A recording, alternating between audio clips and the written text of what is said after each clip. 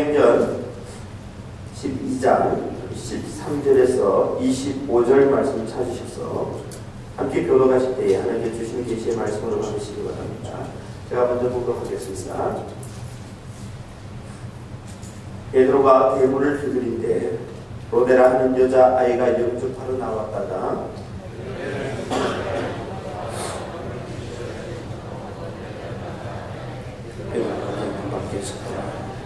그들이 말하되 내가 미쳤다 하나 여자아이는 힘써 말하되 참말이라 하니 그들이 말하되 그러면 그의 천사라 하더라. 베드로가 문 두드리기를 그치지 아니하니 그들이 문을 열어 베드로를 보고 놀라는지라. 베드로가 그들에게 손짓하여 조용하게 하고 주께서 자기를 이끌어 옥에서 나오게 하던 일을 말하고 또 야고보와 형제들에게 이 말을 전하라 하고 떠나 다른 곳으로 가니라. 다니시는 그들은 베드로가 어떻게 되었는지 알지 못하여 적적히 소동하니 헤롯이 그를 찾아도 보지 못하며 배수꾼들을 신문하고 죽이라 명하니라. 헤롯이 유대를 떠나 가이사라로 내려가서 머무니라. 헤롯이 들어와 시돈 사람들을 대단히 노여워하니 그들이 지방이 왕국에서 나는 양식을 먹는 까닭에 한 마음으로 그에게 나와 왕의 침수 맡은 신하 블라스도를 설득하여 호목하기를 정한지라. 헤롯이 나를 택하여 왕복을 입고 단상에 앉아 백성에게 연설하니 백성이 크게 부르되 이것은 신의 소리요 하나님 소리가 아니라. 읽겠습니다. 헤롯이 영광을 하나님께 돌리지 아니하므로 주의 사자가 고치니 그에게 먹혀 죽으니라. 하나님의 말씀은 흥왕하여 다하니라. 함께 읽겠습니다. 바나바와 사울이 부조하는 일을 마치고 마가라하는 요한을 데리고 예루살렘에서 돌아오니라.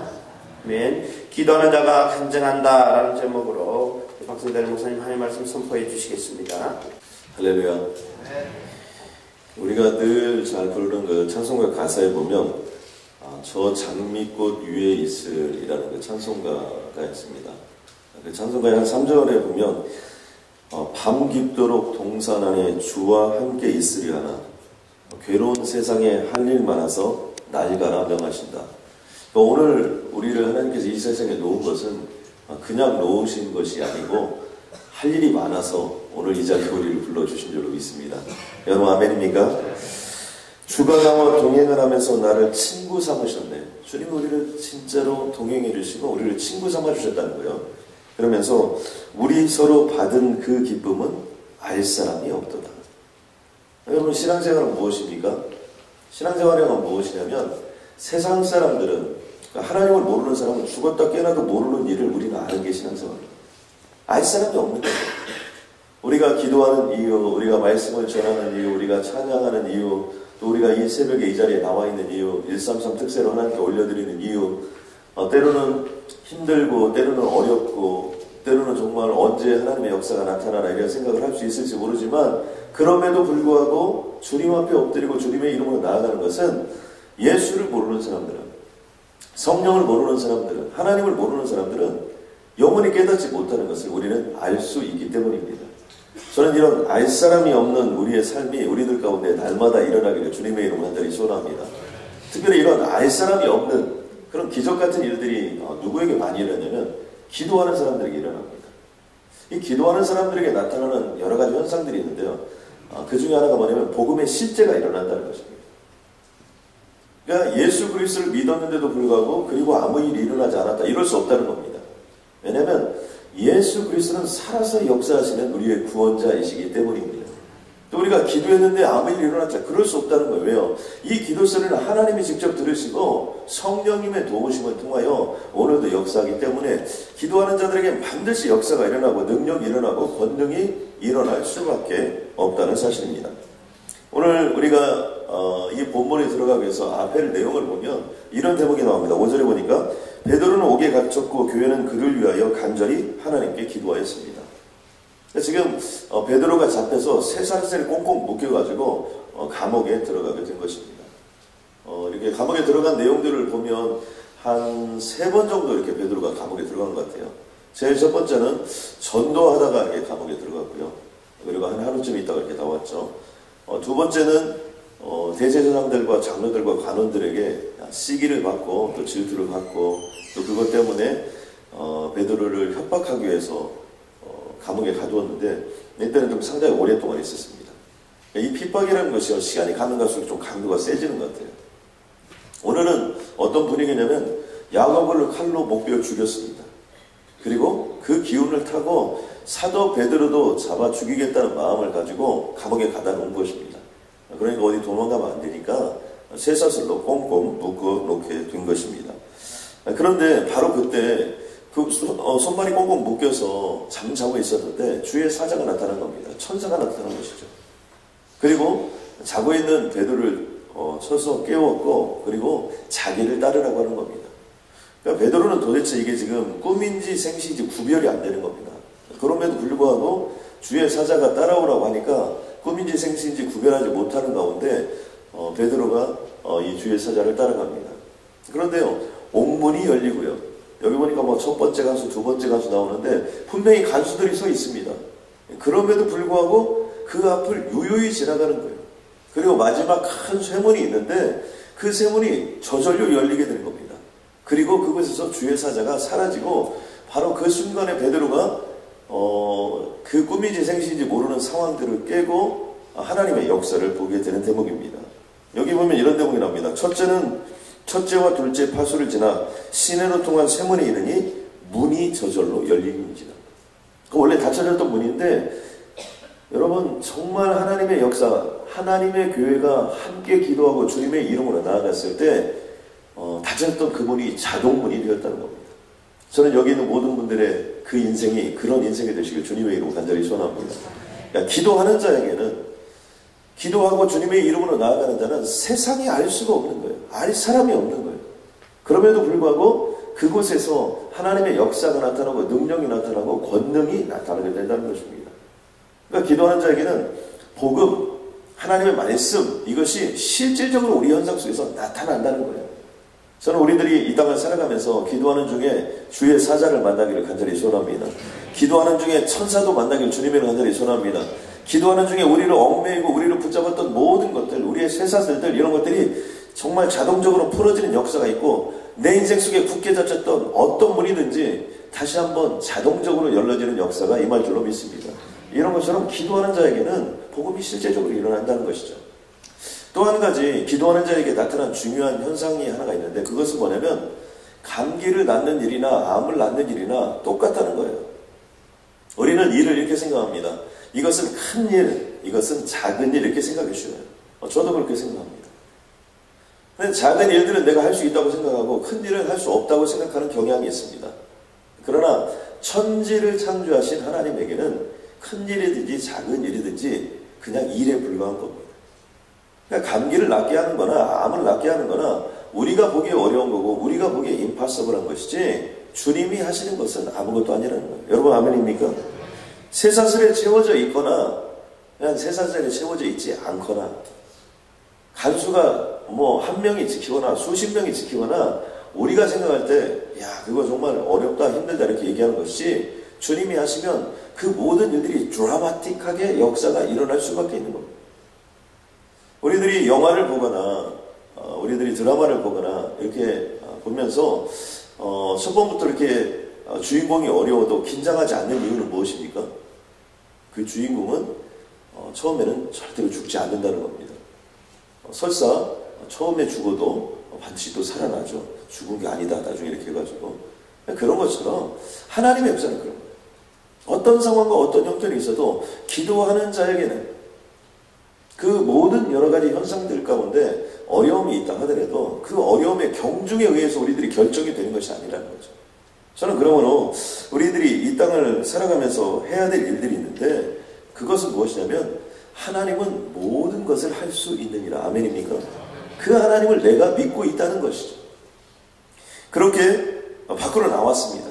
그리고 밖으로 나와서 이제 어디로 갈까 이렇게 생각해 보니까 함께 있었던 그 마가라는 요한의 어머니 마리아의 집이 생각이 났습니다. 그리고 그곳에 갔는데 그곳에 가보니까 자기가 여기에 왜 나올 수 있었는가를 알 수 있었어요. 그것은 뭐냐면 바로 그 시간까지 그곳에 있는 많은 사람들이 모여서 함께 기도하고 있었다.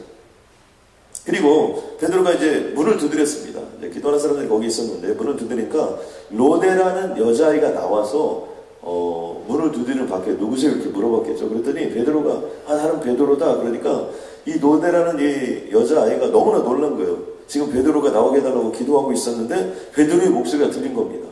그러니까 문을 열어주는 것도 잊어버린 채 막 안으로 들어가가지고 많은 사람들이 지금 기도하고 이렇게 하고 있는데 그곳에 가서 베드로가 왔습니다. 막 이렇게 얘기하는 거예요.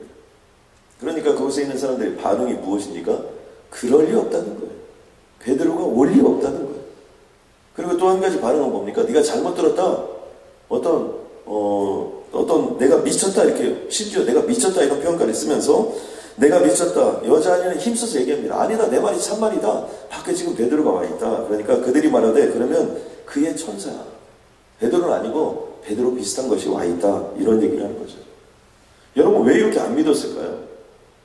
그것은 뭐냐면 절대로 베드로는 나올 수 없다고 생각했기 때문에 이미 야고보는 목베어 죽였고 또 그리고 그들이 정말 구중궁궐 감옥 속에 그냥 꽁꽁 다 묶어서 거기다 놓고 언제 처형할지 모르는 그런 상황 속에 있기 때문에 절대로 나올 수 없다는 것이죠. 그만큼 어렵고 그만큼 힘이 든다는 것입니다. 그럼에도 불구하고 하나님이 하시면 하는 겁니다. 여러분 아멘입니까? 그러니까 어려우면 어려울수록 힘들면 힘들수록 홍해가 바다가 앞을 가르고 있고 여류가 우리 인생을 가르고 있고 때로는 장막이 가리고 있고 그동안 이루어지지 않은 일들이 우리를 가리고 있다 하더라도 바로 그때가 하나님이 역사하는 시간인 줄로 믿습니다.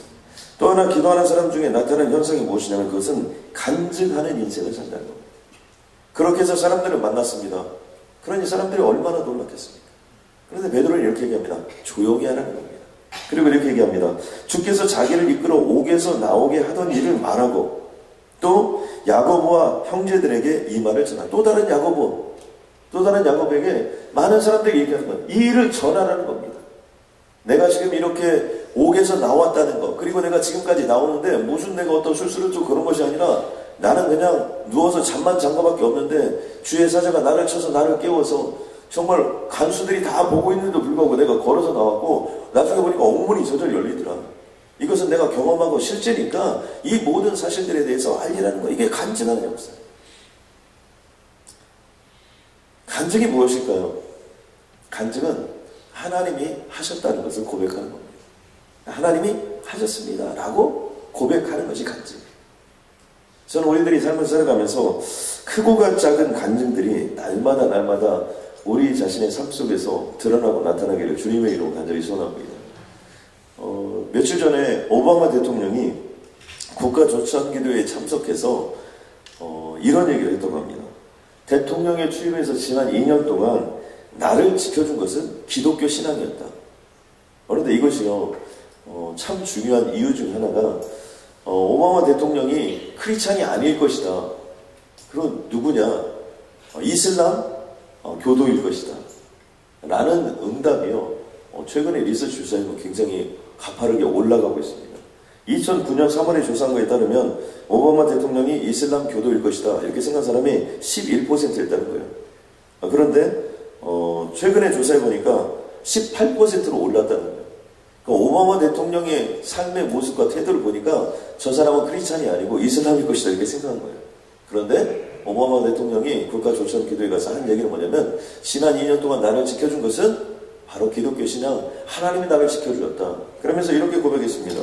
아침에 일어날 때마다 나는 하나님께 우리 국가와 국민에게 좋은 일이 일어나기를 위해서 기도하고 있고 하나님이 나를 쓰셔서 정말 이 민족을 살리고 이 국가를 살리는데 하나님이 써주기를 날마다 기도하고 있다고 자신이 고백했다는 겁니다. 다른 말로 표현하면 뭐예요? 간증하고 있는 겁니다.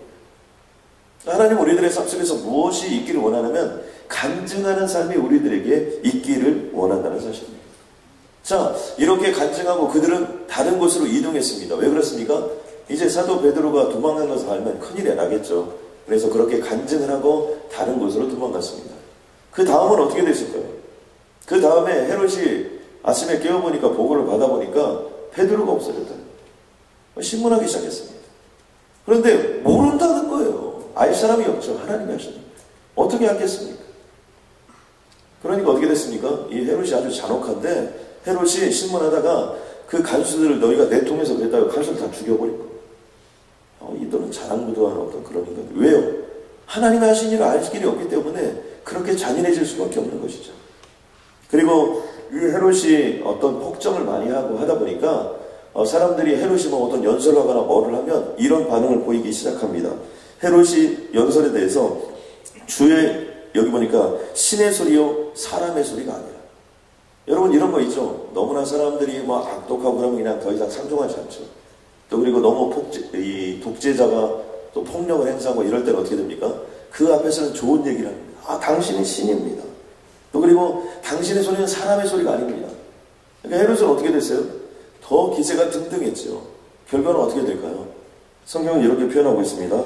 함께 읽었던 본문 23절에 보니까 헤롯이 영광을 하나님께로 돌리지 아니하므로. 그러니까 자신이 높아지는 거, 잘 되는 거, 흥하는 거 이런 것들에 대해서 주님께 영광을 돌리지 않는 거죠. 이 세상의 모든 일들이 하나님의 것이고 하나님의 역사 속에서 이루어지는 것임에도 불구하고 그 영광을 가로채자 주의 사자가 고치니 벌레에게 먹혀 죽으니라. 여기 벌레에게 먹혀 죽었다는 것은 무엇이에요? 병들어 죽었다는 것이고요. 그것은 하나님이 하신 일이라. 어느 한순간에요. 하나님께 영광을 돌리지 아니하는 자들, 하나님이 없다 하는 자들, 또 하나님을 무서워하지 않는 자들, 이런 자들은 정말 마른 풀과 같이 온유하게 그냥 나무가 이렇게 자라고 풀이 이렇게 자라지만 우리가 그것을 그냥 나술 한번 치면 완전히 말라 비틀어지는 것처럼 어느 한순간에 하나님이 쳐서 그 모든 것들을 없애버린다는 것입니다. 그러면서 결론을 이렇게 맺습니다. 하나님의 말씀은 흥왕하여 더하더라. 여러분 아멘입니까?